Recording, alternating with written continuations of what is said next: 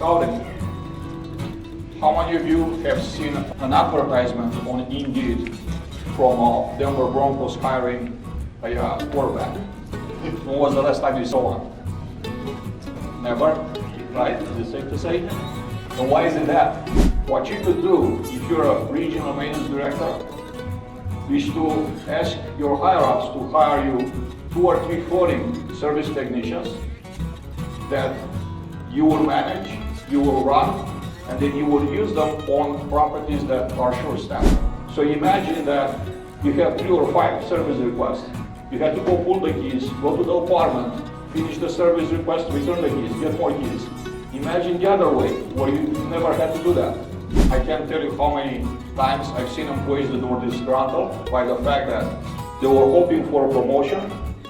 They never came, but they saw someone walking in from outside and taking that promotion that they were waiting for sometimes for years. 80% of the hiring managers are not going, or like companies are not going above and beyond. Waystar, Balfour, PMG, and Portland have made a lasting impact on the multifamily landscape. In August of 2023, Adrian took a bold step as he founded Multifamily X Consulting Group, embracing his new role as a full-time entrepreneur. Armed with 2 decades of multifamily expertise, Adrian is dedicated to empowering property management companies and multifamily service providers with strategic insights and enhance their performance and foster success. Adrian is also passionate about networking, mentoring, committing his time to helping others advance in their careers. Additionally, he hosts the Multifamily Chronicles podcast, a platform that shares invaluable industry wisdom and inspiration. Let's give a warm welcome to Adrian Danila.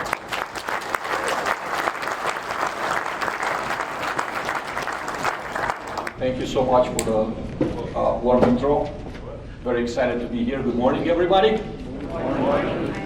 By show of hands, how many of you here work at the site level, at the property level? Higher. How many of you work at a corporate level? How many of you here have a management position? You're in a management, like manager, service manager, or up? Good, good, good. So I'm gonna focus my presentation today on recruiting and retaining personnel and also career paths. Also, I wanna share some of my experience with building a personal brand, which I think could be useful for most of you, if not all of you here in the room. It's been working very well for me. Social media is a very powerful tool, especially LinkedIn. So we'll get into that a little bit later. Scouting. How many of you have seen an advertisement on Indeed from Denver Broncos hiring a quarterback? When was the last time you saw one? Never, right? Is it safe to say? And why is it that? Why is it? It's because they have a system. They have a scouting team that actually scouts for talent all the time, 24/7, 365. What your team also has, your local team and all sports teams have, it's a bench. You know, they're building a bench. They're having the second team, the third team, the fourth team. So they never run short of supply of talent. When you think about sports teams, most of them are better run than most businesses. And this is one of the reasons why. Because they're in a mindset of always scouting, always hiring. They don't wait for a position to become available so they could find a replacement. If we're embracing the same mindset, the pain of like looking for employees, and especially maintenance employees, should be alleviated and hopefully eliminated in some cases. Where do we find talent? Let me ask you a question. How many of you get new employees through like Indeed or other like job board ads? How about social media? Okay, how about referrals? Referrals, okay. I see a lot of hands up with referrals, that's great. Targeting certain categories, certain demographics has worked for me in amazing ways, has paid off in a big way for me. And I'm going to explain. Let's just take high schoolers. About a week ago, I was contacted by a young man. He's 24 years old. He saw me on LinkedIn, and he wanted some advice. So I met with him for coffee, and then he shared with me that he is interested in the real estate business. So I asked him, what do you do now? So he said, well, I went to high school, and when I was in 10th grade, there was a company that came to us, and they recruited us. They presented their business and their services, right? I went to work for this company, and I'm a bespoke tailor right now, but I want to switch careers. So there's two lessons that I learned from here. The first lesson is, if you have a way to cut a line in front of everyone else, you have a bigger chance than every other employer, not just multifamily, to hire talent, to get them young, before they actually make up their mind what they want to do, what career they want to follow. And the second one is, you as an individual, you as a professional, you as a company could leverage social media in ways in which you, again, could cut a line and just get in front of everyone else when it comes to talent. I want to touch on that too. Referral programs have always been working very well for me. Throughout my 20 plus year career in maintenance, I saw a lot of hands, saw a lot of referrals, friends, networking. Networking, it's an amazing thing. I'm so excited to see so many of you right here. This is an opportunity to network with your peers, not just like your co-workers or other professionals that work for the same company. What you do when you build a network is be top of mind for people that you're networking with. Whenever they have a change in their career and their life, they're looking for an opportunity, for a different opportunity. If you're close to them, if you're top of mind, chances are you're going to be one of the first people they'll reach out to and say, hey, things are not working out for me right now. Can you help me? Is there an opportunity with your organization? So this is the way that you don't even compete with anyone else. If you have an opportunity, they'll come to you. Hopefully you have the opportunity that they're looking for, and here you go, you just made a hire.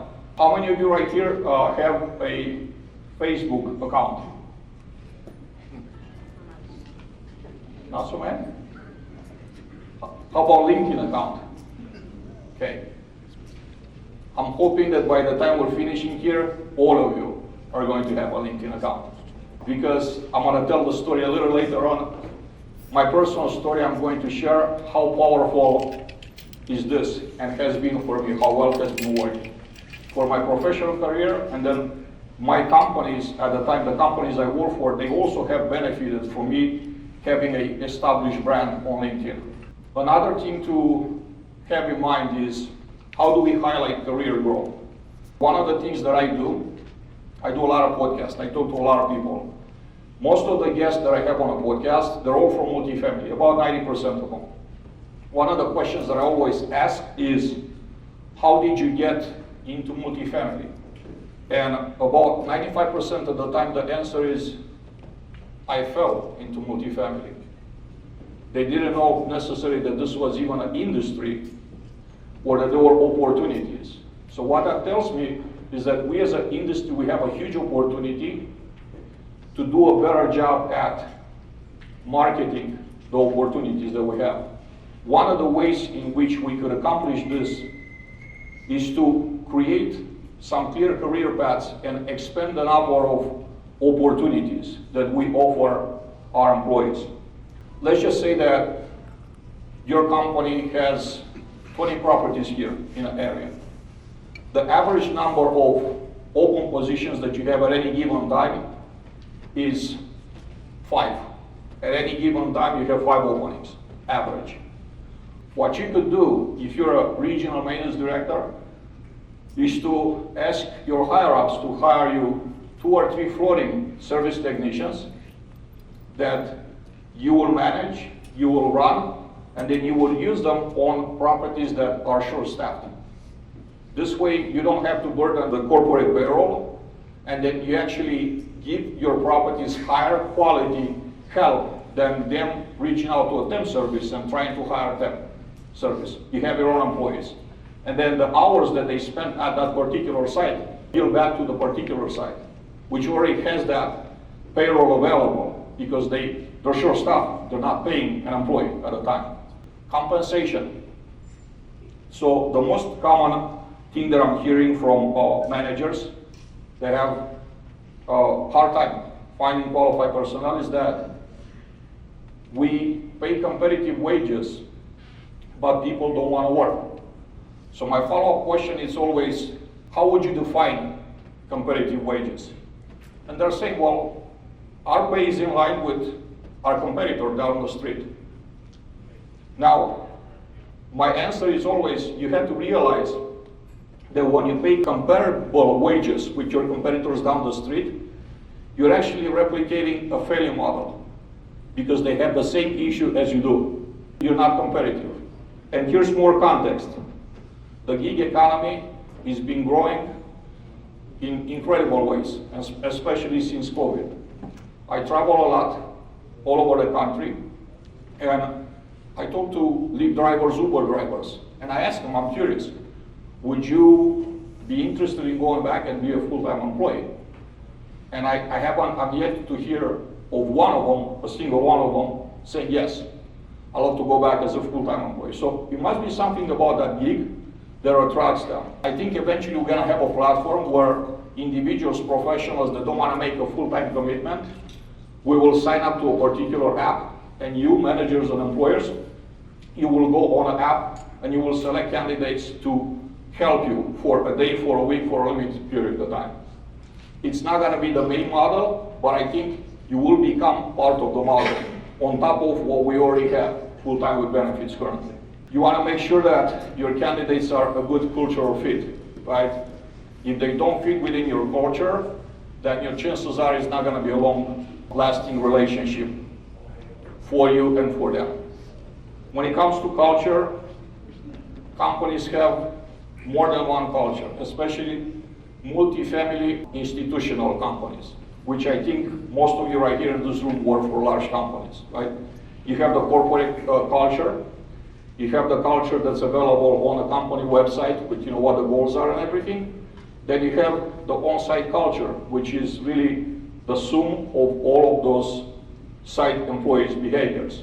And then you also have a regional culture that's being driven by regional managers. You will see differences between how a certain portfolio that belongs to a regional manager behaves, or the values that they have versus another regional manager. So the leader actually leads the way. And also culture is something that cannot be outsourced or delegated. You have to live it and breathe it every day. Expectations. Make sure to set realistic expectations. I'm seeing more often that, I wanna, admit, new employees coming at the site, and on their first day, they've been asked 10 times, have you finished your new hire paperwork? Have you finished your new hire paperwork? Because we have some work to do. And once they finish the new hire paperwork, they're being handed 50 or 100 work orders and asked, can you finish this by lunchtime? Because we have like 500 more. That's not really a way to welcome them. It's not really a way to generate a first experience for them, a great first day experience for them. Also, during the interview time, when you set the expectations, you really want to tell them what they're up against. Like, so many times I've seen employees walking off a site because they weren't told the intensity of the work that was necessary at the site, how many work orders were pending at the site. They were painted a very rosy picture, and when they got to the property, they realized that that was not the case. So they just literally choose not to work there. When you place ads, right, not just your conventional ads, try to use a little humor. It goes a long way. That's a screenshot that I took of someone that posted an announcement, she did a post, she needed a coworker, she needed to hire, so obviously she used the cute dog as a prop, who doesn't like dogs. So that's a great example for me to just kind of get eyeballs out there and get someone's interest. Don't be the company or the property that places the cookie cutter ads, because they tend to all blend in and look the same, that candidates don't even differentiate your company from the others because they all kind of like look the same. Just a little bit of like color change here and there. You can't sell unless you get your target audience first. Why did I bring sell here? In my opinion, when you hire, when you recruit, you're actually selling. What you're selling is the job that you're hiring for. The job is the product. That's what you're selling. So I encourage all of you, when you go out there and you try to recruit, to use a salesperson mindset. How can we make this attractive? How can we actually sell the person on what we have to offer? Retention. Another huge challenge that we have as an industry is how do we keep employees? How do we build long-term employment with our coworkers?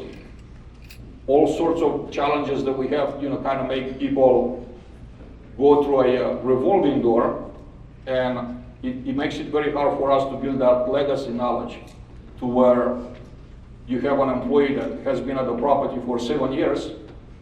They know where the shut-offs are, they know everything about the property. If you're not able to build that type of like legacy knowledge, it becomes increasingly hard to operate the property.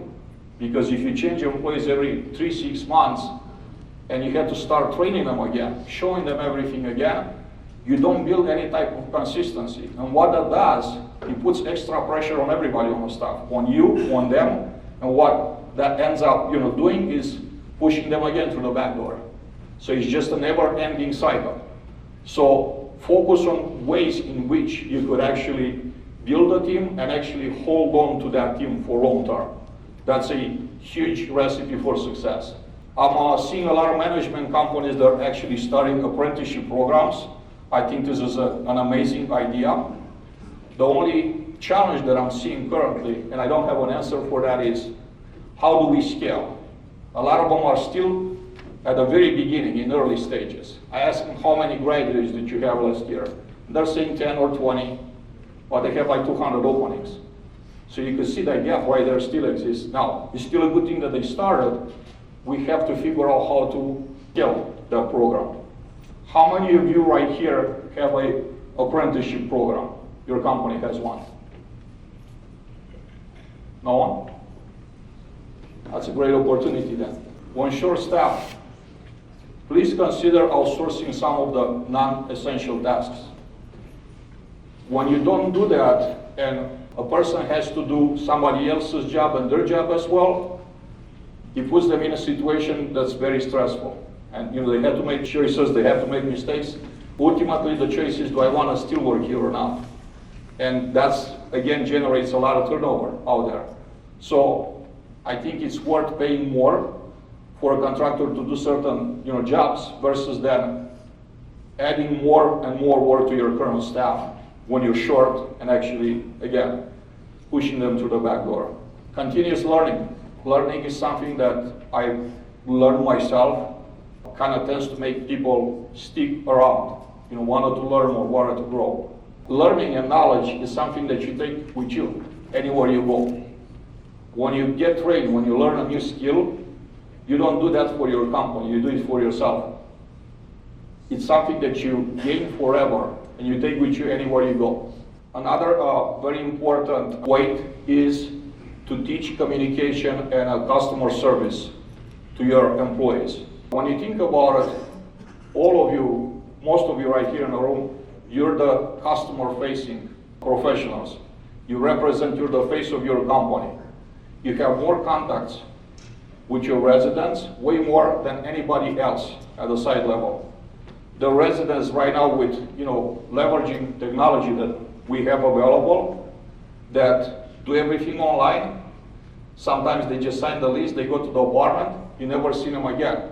They place their service request online, you never see them. They don't even make a phone call to a leasing agent. So then you are going to be the face of the company. Your team is going to be the face of the company. How would you like for that to be perceived? Technology. How many of you right here use a specific piece of technology to manage maintenance workflows, like work orders and make-readies? I don't see too many hands up. Do you use Do you use Yardi one side? Or, Entrada to manage? How about, how many of you right here use a maintenance software that's specific to maintenance? It's not like all-in-one that does accounting and does leasing and does everything else. That uses a maintenance specific. Could you please tell me which piece of software are you using? HappyCo. Anybody else? Yes. Appfolio. Yeah, but Appfolio is kind of like all-in-one too, right? Don't they do leasing and everything else? To my knowledge, HappyCo is like specific to maintenance, correct? One thing when choosing technology, and this don't necessarily apply to you here, but this is something that I've learned for the past couple of years. I've been involved in helping companies building maintenance-related products. I've learned that the best products that are out there are the products that have been developed by the end user. In other words, a management company looked at the entire landscape of existing technology and said, there's nothing out there that really serves us. We gotta build our own. And they built their own, and once they saw that being successful, they went, and now it's available to other companies to they're trying to sell. If you're ever in a position to where you have any say-so in picking maintenance-related software, that will be a great rule of thumb to follow. Is this built by an operator? Or is this company hiring end users to help them build the product? The most common question that I ask them, maintenance-related tech companies, is how do you include the end user in a process? And the most common answer is we ask for feedback. Well, feedback is like a one-time thing. You have to have someone day in and day out helping you be part of building this technology, because they understand better than anyone else what works, what doesn't work, because they're out there in the field every day. How many of you right here use a mobile app to manage your workflows, service requests? Okay. How many of you here use a mobile app and also have a system that you don't have to use keys, keyless systems, keyless entry to your apartments? I see some hands up. Do you find that being useful? Does it help you with your time management? Yes. So imagine that you have 3 or 5 service requests. You have to go pull the keys, go to the apartment, finish the service request, return the keys, get more keys. Imagine the other way, where you never had to do that. Everything comes on an app for you, all the assignments. You go from apartment to apartment to apartment. You only have to stop at your maintenance shop, get the supplies, and just complete. Imagine how much more efficient that is. I think that is one of the things that actually technology makes this a game changer for all of you right here in the room. It gives you a lot of time back in your day. Predictive maintenance. How many of you here are using technology to prevent leaks or floods? A system of sensors? I see your hand, sir. Do you find that useful? Yeah. You find it useful? Yep. Yeah. So there's technology available out there that notifies you of a water leak before it becomes a flood. They have a system of sensors installed around all of your water sources that actually let you know when there's water leaking. There's also technology that uses moisture, humidity sensors. When your moisture, your humidity levels in one apartment go over a certain range, it will send you an alert saying something is happening, whether there is a leak or whether the resident is not using the AC properly, and that builds moisture, and eventually we know how that turns out. It turns out in the mold. Do you all have here freezing temperatures that make your sprinkler pipes break? Yes? How often does that happen? Way too often, right? Okay, well, the great news is that there's technology for that. There's been technology that's been built. There are actually some very simple temperature sensors that are attached to your sprinkler pipes. When the water temperature in a pipe goes below like 40 degrees, it alerts the property management company that your pipes are about to freeze. And actually it will shut down the water for you. It's better to do fire watch before the pipe breaking versus having to deal with fire watch against everybody else. because there's limited supply of vendors, right? And also have to write hundreds of thousands, if not millions of dollars worth of checks for the water damage, not to say vacancy loss and mold. So for all these type of technologies, if you have a curiosity of which are the companies, I'm not here to sell anything. I'm just aware that they exist. If you have a curiosity and you want some names, I'm happy to make recommendations. Again, I'm not here to advertise for one company or another. But there's some amazing technology that's being built out there, and I think you should all leverage and benefit from it. Open communication. How many of you right here have daily staff meetings, maintenance staff? How many of you here have staff meetings with the maintenance staff and the leasing and the community manager? I see that table right there, everybody. That's great. How many of you here are doing stay interviews? You're doing. What's your experience with that? Does it help? We do them with Fish and Rock, and it helps sometimes just to get the information we need to be proactive on future situations. Is it important that you follow up on the feedback that you receive from the employees? It's paramount. If you're planning on doing stay interviews or employee surveys once a year or once a quarter, and you don't have a plan to follow up on, you're better off if you don't do those surveys, because you do more damage than good. Your employees expect a response from you when they take a few minutes to actually provide feedback, and there's nothing happening after that particular piece of feedback. Again, you do more damage than good. I talked to a couple of other companies that are doing stay interviews, and they're very, very amazed by how well this works. Basically stay interviews are talking to your employees on a regular basis, like every 6 months or every 3 months, and get their temperature. Learn about how they feel about working, being part of the team out there. Learn how you could help them with, how you could support them to be successful in their job. Instead, like expecting for one of your employees to give notice and then you're scrambling trying to save them, right? So that's another big one, stay interviews. Promoting from within. How many of you here feel very strongly about your company promoting from within? You guys have it all figured out. What are you doing here?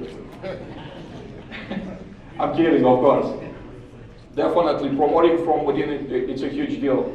Try to have a system to where you advertise your opportunities internally before you even put any type of advertisement on Indeed or anywhere outside of your company. It tends to help a lot, and I can't tell you how many times I've seen employees that were disgruntled by the fact that they were hoping for a promotion, they never came, but they saw someone walking in from outside and taking that promotion that they were waiting for sometimes for years. And it's because the communication was broken. Even if you have an employee that desires a promotion but they're not ready for it, you should still tell them why they're not ready for it. Instead just going and hiring from outside without actually giving them a chance to have that conversation. I think you owe that to them. And most people will probably appreciate that too. Just openness. Mapping the career paths. It goes back to what I was saying earlier. Most of us have the story that we just fell into multifamily. We didn't find this as a career. This is a huge opportunity for us as an industry to actually advertise internally and externally. Internally is to make it clear what's someone's career path. If I'm a groundskeeper, I'm being hired, today is my first day on the job. What is my future looking like with your company? Well, we have make ready, we have technician, we have service manager, regional maintenance director, maybe VP of maintenance. Have that in writing and have it promoted to your employees. I talked to someone yesterday, there's something that's happening at Greystar. Anybody from Greystar here? No? Good, we can talk about them. It's a positive thing. It's a very good thing, I believe, right?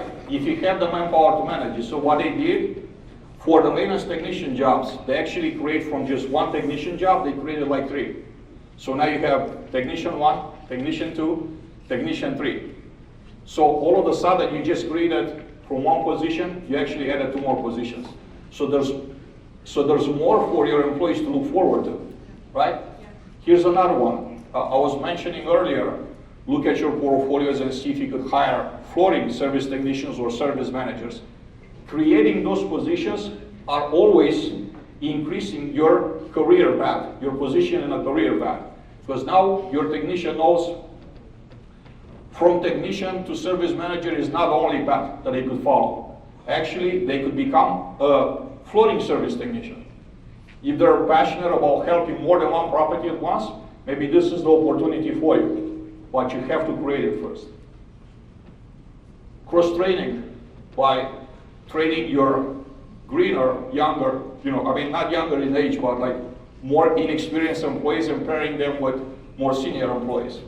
That's also a huge thing that you could help. It's an investment in your entry-level employees. Always build that bench. Learn who your high potential employees are.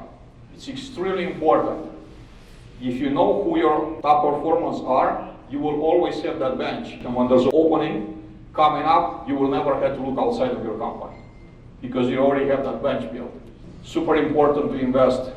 I know that the local association here has amazing training programs and certifications. I encourage you all, if you have an opportunity, sign up for all these classes and certifications. Again, it's something that you add to your skill set, you add to your business card, and then you take it with you anywhere you go. 2 days ago, I did a salary comparison between some jobs here in the local market. So this is all fresh, of the press actually, Indeed. So you can see how we fare against certain trades, industries, including Subway at the Denver airport.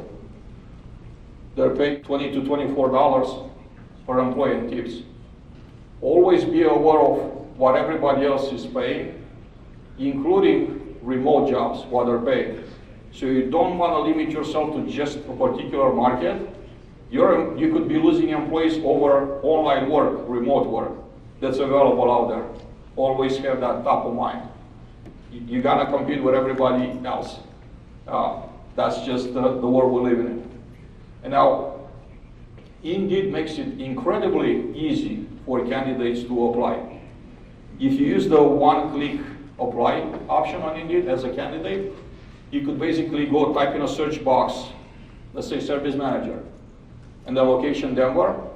All those jobs are being listed out there in the search results. And you could literally, with a one-click apply, with your resume being preloaded, you could apply to 50 jobs in a matter of 5 to 7 minutes. Now, you as an employer, as a hiring manager on the other side, you're competing with 30 or 40 or 50 other companies that have similar openings that you do. So it's extremely important that you focus on being the first or the second person that contacts that candidate. Because if you're not one of the top 3 employers that reach out, chances are you're never gonna hear from them again. One candidate will go to 1, 2, or 3 interviews. If they find what they're looking for, they're just gonna sign up for it. It doesn't matter if you're gonna be calling like a week later. Well, sometimes it doesn't matter. Like if your offer is like out of this world, way better than what they sign up for, this might be, but the best chance that you have is to try to cut online. Try to be the first to call them. I had situations as a maintenance director I really wanted to hire a particular candidate. He had great references. I heard of him in the industry, amazing reputation. And I called him. And he said, I'm sorry, I can't. I'm working, and my property is about 90 minutes from your corporate office. I can't take off for 3 hours. I have to be at work. So I said, okay, I make you a deal. Pick a restaurant close to where your property is, and I'm gonna meet you there for lunch.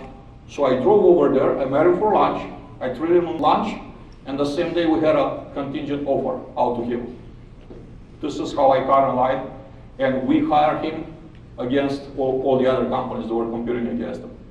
Last thing here, I wanna cover some surveys that I've done over the past couple of years that kind of show the opportunities that we have as an industry to make our workplaces more welcoming, to take care of all the opportunities that are out there and all the tools that we have. And these are showing the number of respondents as well. So I had like about 294 people that responded to this. How do you describe your workplace culture? Almost half said it's supportive, but then the rest of them were like 1 out of 5 said it was toxic. The other one, not so great, kind of average, 28, and then a few answered other, whatever that means. How do you describe your company efforts in reducing maintenance personnel turnover? Above and beyond, only 1 out of 5 respondents said it's above and beyond. This is a huge opportunity for everybody here in a management position in this role to do better.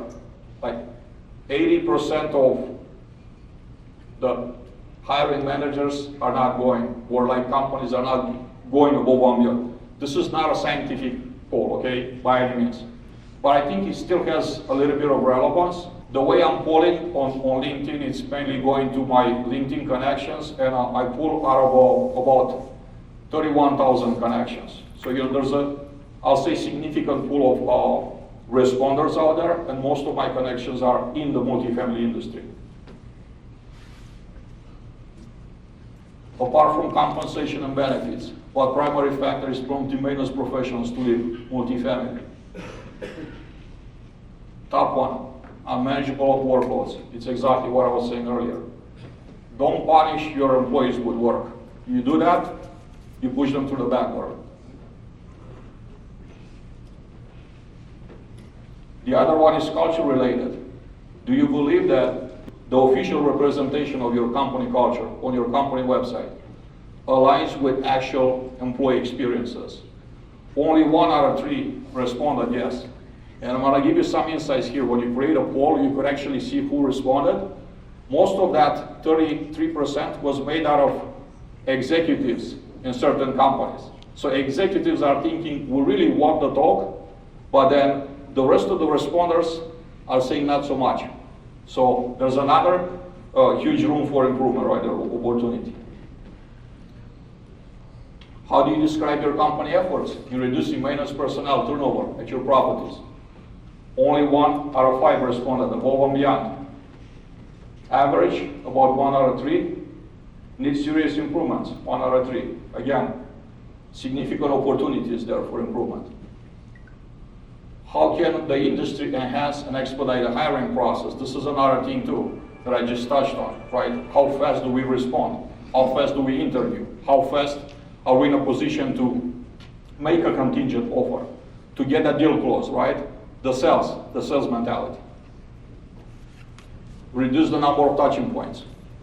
Try to make this a seamless process. Trust your managers, let them make the decisions to hire. I'm saying if you have a manager that you can't really trust a service manager to make a decision that this is the right person for me, probably you have the wrong service manager in place. Or probably you need to work with them and coach them. This is for managers and regional managers here. Coach them to be able to handle interviews and be able to be empowered to make those decisions and hire. On average, how much time does it take to fill a vacant maintenance position at the property level? Let's do a show of hands here. 1 week or less. How many of you right here are filling your maintenance vacancies in 1 week or less? No hands up? All right. You're doing it right. How many of you are taking between a week and 2 weeks to fill maintenance position? I see some hands there. Okay. How many of you are taking between 2 and 4 weeks? Okay. How about over 1 month? Yeah, quite a few hands up. Anybody has any questions? Yes, sir, please. What's the average entry salary for Tech 1 in the U.S.? That's an incredibly tough question. And I tell you why. It's because I'm learning that maybe there's not enough transparency within companies, and information specific to multifamily is very hard to find. I do other type of presentations that are around the same type of, topics, and it's extremely hard for me to find statistics, numbers that I could rely on that remain as specifics or multifamily. So I had to choose like a service industry or something that's like close by. But it's almost, these statistics are almost inexistent. And also the statistic that you might find every now and then, they're actually outdated because it takes a long time for NAA to collect this information, and once it's collected, the market already changed. It's extremely hard. Hopefully technology will make that a lot like quicker, and then we'll have an idea. So I'm sorry I couldn't, give you a straight answer, but I don't have one, honestly. Anybody else? Yes, sir.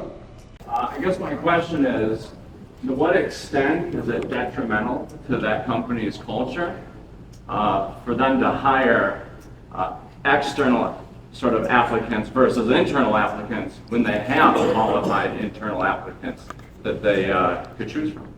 That's a great question. I think it's extremely detrimental.